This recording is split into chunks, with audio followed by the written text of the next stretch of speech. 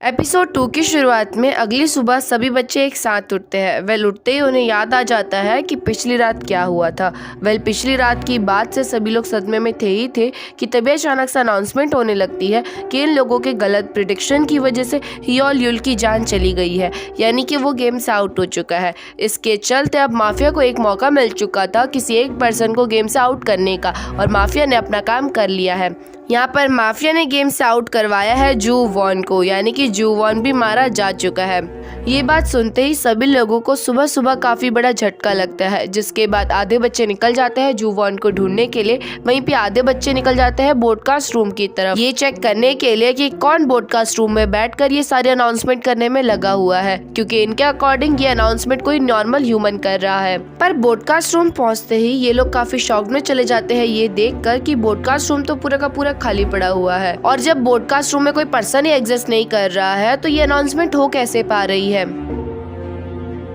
वहीं पे दूसरी तरफ बाकी बच्चों को भी जू वॉन मिल चुका था वॉशरूम के अंदर, लेकिन मरी हुई हालात में, यानी कि वेल अभी तक यहाँ पर इन्होंने जो कुछ भी देखा, ये सारा का सारा नजारा देखकर सभी बच्चे काफी ज्यादा डर चुके थे। ये समझ गए थे कि हो ना हो इस बिल्डिंग में कोई ना कोई गड़बड़ है, जिसके चलते किम जुन तुरंत ही ग्रुप में मैसेज डालता है कि सारे के सारे बच्चे अभी के अभी जो है बिल्डिंग के बाहर मिलो, क्योंकि हमें जल्द से जल्द इस बिल्डिंग को छोड़ के यहाँ से भागना होगा। यहाँ पर सभी बच्चे बिल्डिंग के बाहर तो आ जाते हैं, लेकिन जैसे ये लोग बिल्डिंग के मैदान को क्रॉस करने ही वाले थे कि तभी अचानक से एक बार फिर से अनाउंसमेंट होती है कि कोई भी बच्चा अगर लाइन क्रॉस करेगा तो उसे तुरंत ही जो है गेम से आउट कर दिया जाएगा। वेल एक्चुअली में बिल्डिंग के चारों तरफ व्हाइट कलर से लाइन बनी हुई थी, और इसी लाइन के बारे में ये अनाउंसमेंट हो रही थी। अब इस अनाउंसमेंट को सुनकर जितने भी बच्चे जहाँ पर भी मौजूद थे वो वहीं के वहीं खड़े रह जाते हैं, क्योंकि उन्हें अब डर लगने लगा था कि कहीं इनके लाइन क्रॉस करने के बाद भी कुछ इनके साथ हो ना जाए। पर उन्हीं सभी स्टूडेंट्स में से 2 स्टूडेंट्स को काफी ज्यादा डर लग चुकी थी, उन्हें कैसे भी करके इस बिल्डिंग को छोड़ के जाना था, जिसके चलते वो बिना कुछ सोचे समझे, बिना इस अनाउंसमेंट को सुने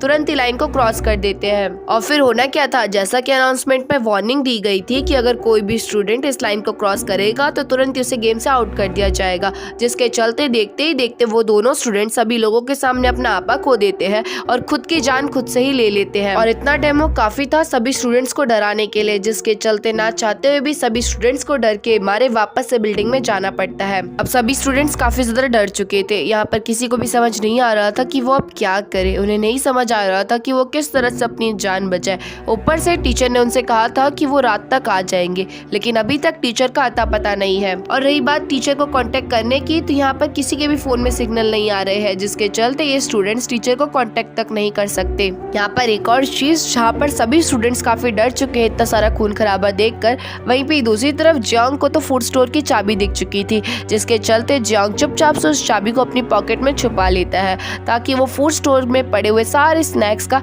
अकेले में आनंद उठा सके। यहाँ पर सभी लोग आपस में बात कर ही रहे थे कि इतने में लियोन को यहाँ से भगने का एक आइडिया आता है। लियोन तुरंत ही जंग वुन को अपने साथ छत में लेके जाती है, जहाँ पर लियोन के पीछे पीछे किम जुन भी छत पे पहुँच जाता है। लियोन जंग वुन और किम जुन को बताने लगती है कि जैसा कि अनाउंसमेंट में कहा गया था कि हमें इस लाइन को क्रॉस नहीं करना है, अदरवाइज हमें तो पता ही है कि हमारे साथ क्या होगा लाइन क्रॉस करने के बाद, लेकिन स्टिल कोई ना कोई ऐसा पॉइंट जरूर होगा जहाँ पर ये लाइन ज्वाइंट नहीं हो रही होगी, और हमें उसी लाइन का पता लगाना होगा, क्योंकि हमें लाइन क्रॉस नहीं करनी। लेकिन ऑफ कोर्स अगर कहीं पे लाइन जो है एक दूसरे के साथ मैच नहीं हो रही है तो वहाँ से तो हम बाहर निकल ही सकते हैं। जिसके बाद लियोन, किम जुन और जंग वुन पूरे के पूरे स्कूल को चारों तरफ से अच्छे से घूम लेने के बाद देख पाते हैं कि एक लाइन का रास्ता जो है जंगल की तरफ जा रहा है, यानी कि फाइनली मिल चुकी है इन्हें एक आशा की किरण, क्योंकि इस एरिया के जस्ट थोड़ी दूर गाँव भी एग्जिस्ट करते हैं, यानी कि इन्हें इस रास्ते को फॉलो करते हुए जाना है। तो यहाँ पर या तो इन्हें कोई एक ऐसा पॉइंट मिल जाएगा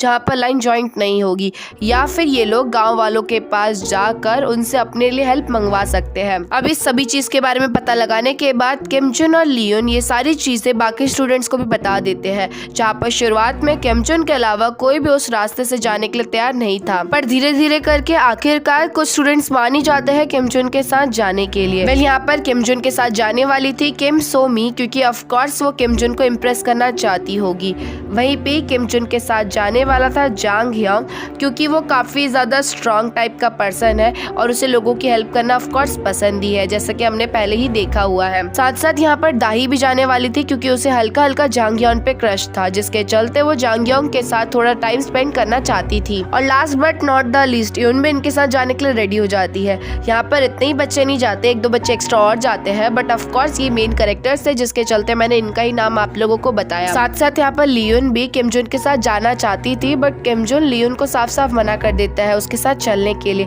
क्योंकि किम जुन चाहता था कि कुछ बच्चे यहाँ पर भी रुककर बाकी स्टूडेंट्स को मोटिवेट कर सके। जिसके बाद बिना टाइम वेस्ट करे हुए स्टूडेंट्स निकल जाते हैं जंगल की तरफ। पहले यहाँ पर लियोन किम जुन को बाय कहने के लिए गई हुई थी, जहाँ पर सभी स्टूडेंट्स के जाने के बाद लियोन ऐसा फील करती है कि किसी ने उसका नाम लिया, बट उस टाइम पर तो लियोन के आसपास जंगवुन के अलावा कोई भी मौजूद नहीं था और जंगवुन का मानना था कि उसने तो लियोन का नाम लिया ही नहीं है। अब लियोन रूम में ही रुककर बाकी स्टूडेंट्स की हेल्प से जितने भी बच्चे मर चुके हैं उनकी बॉडीज को फ्रिज रूम में डलवा देती है, ताकि बच्चों की बॉडी जल्दी डिकम्पोज ना हो और जब भी वो लोग यहाँ से आजाद हो तो वो सबकी बॉडीज को ढंग से बरी कर सके। साथ साथ यहाँ पर लियोन जुवॉन की डेड बॉडी देखकर ये भी प्रिडिक्शन करती है कि जब जुवॉन मरा होगा तो उस टाइम पर जुवॉन अपने होशो-हवास में नहीं था, क्योंकि जुवॉन के सिर्फ और सिर्फ चेहरे पे ही चोट आ रखी है। अगर जुवॉन अपने होशो-हवास में होता तो वो खुद को बचाने की कोशिश करता, जिसके चलते जुवॉन अपने हैंड्स का यूज करता ही करता ऑफ कोर्स, लेकिन जुवॉन के हाथ में तो खून का एक भी निशान नहीं है, जुवॉन के सिर्फ और सिर्फ चेहरे पे ही लगी है। पर खैर यहाँ पर लियोन जितने भी बच्चे मारे जा चुके थे उनके फोन्स जंगवुन को सौंप देती है, ताकि जंगवुन कोडिंग के थ्रू उन बच्चों के फोन से इंफॉर्मेशन निकाल सके। क्या पता उस इंफॉर्मेशन को पता करने के बाद ये लोग यहाँ से आजाद हो सके। बट यहाँ पर ये लोग देख पाते हैं कि जितने भी बच्चे मारे जा चुके हैं उनके फोन तो ओपन ही नहीं हो रहे हैं, उनके फोन स्विच ऑफ हो रखे हैं। साथ साथ यहाँ पर दा बियोम भी जंगवुन और लियोन को ये बताता है कि जब से ये गेम शुरू हुआ है तब से लेकर अभी तक उसके फोन की बैटरी 1% भी कम नहीं हुई है। और इस चीज को जंगवुन ने भी नोटिस किया था कि उसकी फोन की बैटरी अभी तक खत्म नहीं हुई है, बल्कि अभी तक तो जंगवुन के फोन की बैटरी खत्म हो जानी चाहिए थी। यानी कि हो ना हो इनका कनेक्शन इनके फोन से है, क्योंकि जैसे ही बच्चे मर जा रहे हैं तो उनका फोन भी डेड हो जा रहा है। वहीं पे जितने भी बच्चे अभी जिंदा है उनके फोन की बैटरी तो 1% भी नहीं घट रही। वहीं पे हम बच्चों का दूसरा ग्रुप देख पाते हैं, जहाँ पर रास्ते में चलते चलते चढ़ाई के टाइम पर अचानक से दाही के पैर में चोट आ जाती है। यहाँ पर दाही को लगी तो काफी तेज थी, लेकिन दाही नहीं चाहती थी कि सिर्फ और सिर्फ उसकी वजह से बाकी बच्चे भी अपना काम करना छोड़ दे, जिसके चलते दाही सभी लोगों से कहने लगती है कि उसे ज्यादा चोट नहीं आई है, उसका पैर बिल्कुल ही नॉर्मल है। जिसके बाद जांग यांग दाही के पैरों में पट्टी लगा देते हैं ताकि दाही को ज्यादा पेन ना फील हो, और साथ साथ यहाँ पर जांग यांग दाही को सपोर्ट भी करता है ताकि दाही आराम से चल सके। वहीं पे दूसरी तरफ लियोन और जंगवुन इधर उधर घूम ही रहे थे कि एक बार फिर से लियोन फील करती है कि किसी ने उसका नाम लिया, जिसके चलते लियोन जंगवुन को इस बारे में कुछ नहीं बताती और खुद जो है अकेले निकल जाती है उसी डायरेक्शन की तरफ जहाँ से उसे आवाज सुनाई दी। यहाँ पर लियोन चलते चलते उस होटल के अंधेरे वाले एरिया पे पहुंच चुकी थी, जहाँ पर लियोन को काफी सारी चीजें दिखाई देती है। साथ साथ यहाँ पर लियोन ये भी फील करती है कि उसके जस्ट बगल में कोई एंटिटी मौजूद है, लेकिन जैसे ही लियोन उस तरफ देखती है तो तुरंत ही वो एंटिटी वहाँ से गायब हो चुकी थी। जिसके बाद लियोन एक और रूम में जाती है जहाँ पर बहुत सारे कंप्यूटर्स और फोन रखे हुए थे, जिसके चलते लियोन काफी कोशिश करती है उन सिस्टम्स को ऑन करने की या फिर उस फोन को कनेक्ट करवा पाने की, क्योंकि क्या पता ये काम करने लग जाए। पर लियोन के काफी कोशिश करने के बावजूद भी उनमें से कोई भी काम नहीं कर रहा था, जिसके चलते लियोन तुरंत ही वहाँ से चली जाती है। पर यहाँ पर हम देख पाते हैं कि लियोन के रूम से बाहर जाती अचानक से वो सिस्टम सारे के सारे काम करने लग जाते हैं, और सिस्टम्स के अंदर और कुछ नहीं बल्कि होटल के पूरी की पूरी सीसीटीवी कैमरास कनेक्टेड थे।